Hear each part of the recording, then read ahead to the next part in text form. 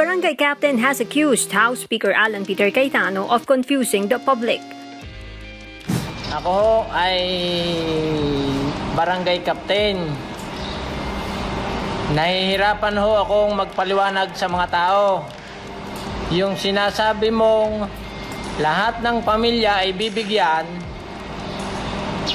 ay hindi naman totoo.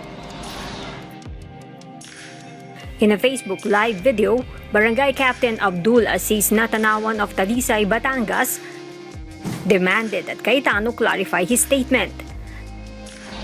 Yung sinasabi mo, ang laging sinasabi ng mga tao.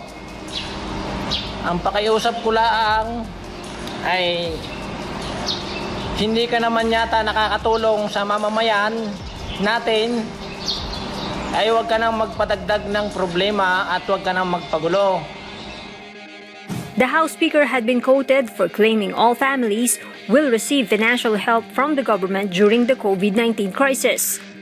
The Department of Social Welfare and Development, however, has set a cap on the number of beneficiaries. In Natanawan's barangay, there are 2,500 families, but only 821 families will receive the government's social amelioration program.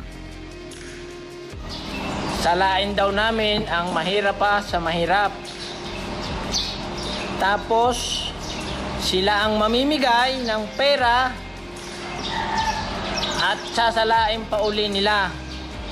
At pagka hindi validate na talagang mahirap, kukwestiyonin pa kami kung bakit napasama.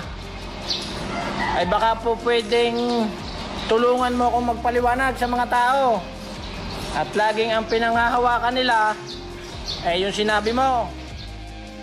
Natanawan said his constituents have been showing a video of Cayetano guaranteeing assistance to all families.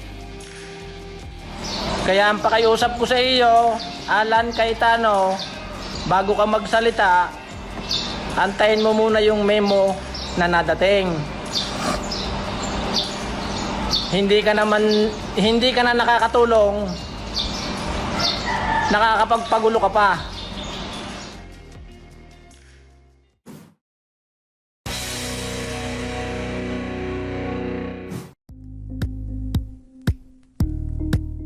Thank you for watching Politico TV. Please like and subscribe to our channel for more videos.